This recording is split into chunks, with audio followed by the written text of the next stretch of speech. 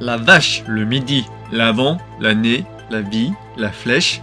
Aujourd'hui, on ne voit que des kanji utilisant la clé courbée. Sauf que je déteste cette clé, donc on va tout remplacer par des gouttes. Mais on va voir tout ça un petit peu plus en détail dans cette leçon.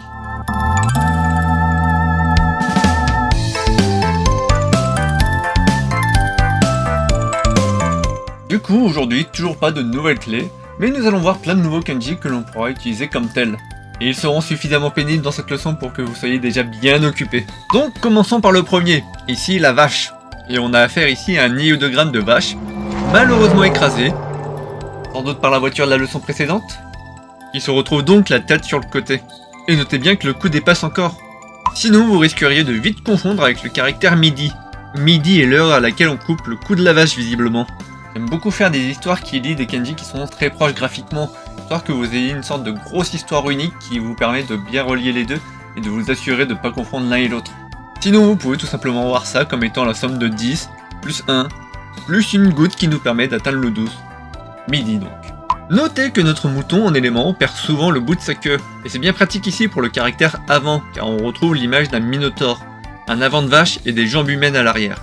Alors vous pouvez voir la version classe qu'on a l'habitude de voir, mais vous pouvez aussi imaginer cette autre version où l'on distingue mieux l'avant de l'arrière. Notez d'ailleurs qu'aujourd'hui on ne croise plus de minotaure parce que c'est une espèce qui existait avant. Ce kanji a à la fois le sens temporel et spatial de avant. Et aujourd'hui on se retrouve avec notre petit kanji habituel, celui dont on n'a pas vraiment de moyens mémotechniques pour le retenir. Et cette fois-ci c'est pour l'année. Et celui-là semble être assez commun dans la liste des j'ai pas de moyens. J'ai vérifié dans plusieurs méthodes et à chaque fois c'est toujours très approximatif. J'ai encore fait le test juste avant de cette vidéo et je suis tombé sur ce super signe que je ne connaissais pas et... mais il fait quasiment ce que j'essaye de faire. Et les dessins ils sont plus jolis en plus. Vous savez, il y a deux choses que je déteste dans la vie. Quand il y a des bruits de travaux, surtout quand j'enregistre. Et quand je découvre un nouveau site au milieu de nulle part qui fait exactement ce que j'essaye de faire depuis des années. Bon, après relativisons, c'est en anglais, c'est majoritairement payant, tout n'est pas complet, et il n'y a pas ces superbes vidéos. Donc j'ai peut-être encore un intérêt à faire ce que je fais, mais bon, ça coûte toujours un petit coup à la motivation.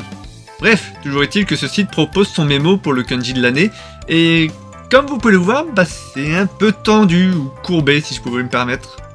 Donc voilà, j'espère que j'aurai suffisamment laissé le kanji à l'écran pour que vous l'ayez bien en tête maintenant. Dans le pire des cas, vous le recroiserez vraiment régulièrement. Et si vraiment vous avez encore du mal à retenir, allez dans un restaurant chinois et gardez le calendrier qu'on vous offre à la fin et affichez-le quelque part dans votre chambre. Il y aura sans doute le caractère écrit dessus. Repartons sur des choses que l'on connaît. Naître, vivre. On retrouve notre seigneur qui donne une petite goutte de lui. On parle encore une fois de la goutte qui exprime l'extraction, le petit. Et donc on se retrouve avec un petit seigneur qui naît. Vive le seigneur! Bon, ça fait un peu bizarre de le dire comme ça, mais vivre est un autre sens de ce caractère, donc c'est important de le souligner. Changeons un peu de sujet et parlons de deux kanji idéogrammes. Le caractère main, qui correspond donc à un idéogramme de... main. Vous savez quoi? Vu les déformations, je pense qu'on est retombé sur le gars de la leçon 3, celui qui nous disait stop avec la main. Surtout avec ce pouce à l'arrière, on dirait les enfants là quand ils sont encore super flexibles et qui sont là avec votre main. Et regarde comment je mets mon dos à l'arrière, c'est dégoûtant!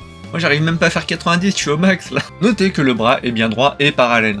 Bon, j'espère que plein d'entre vous se sont amusés à essayer de tirer leur pouce vers l'arrière pour voir jusqu'à où ils pouvaient aller, parce que ce second caractère, le caractère poil, est très similaire graphiquement. Mais je pense que vous réalisez bien que si c'était le diagramme d'une main, jamais vous ne réussiriez à mettre le doigt autant à l'arrière, à part ces enfants encore une fois. Ce qui fait que la seule chose qui puisse encore aller autant à l'arrière est votre gros poil dans la main, celui qui vous empêche d'écrire les kanji en même temps que vous regardez ces vidéos.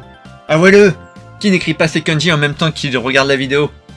Le caractère de la flèche, encore une clé importante pour le futur. Vous pouvez tenter de voir un idéogramme de flèche très farfelu, sinon on peut imaginer un grand plafond, avec une toute petite flèche représentée par la goutte ici.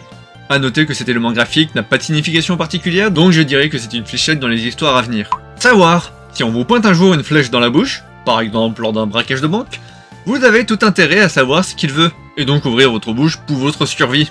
Le caractère tous, chaque.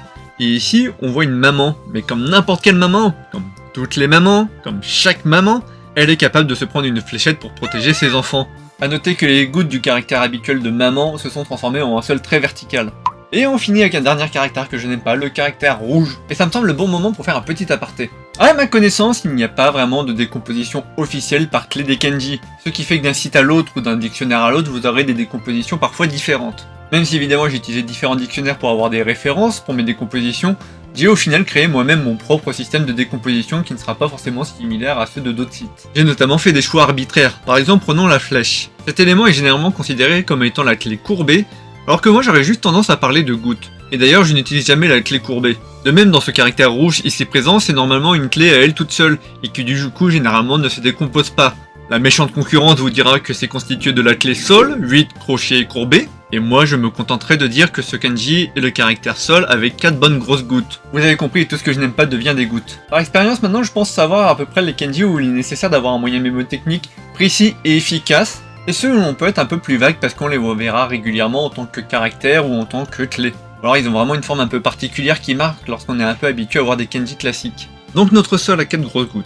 On peut imaginer le sol d'un terrain de tennis, de la terre battue, qui aura un côté rouge vif lorsqu'elle sera un peu mouillée à cause de ses nombreuses gouttes. Oui, tout cela juste pour ce moyen mémotechnique un petit peu moyen. Désolé. Et vous savez quoi ? J'en ai tellement honte que je vais m'en aller, tout simplement.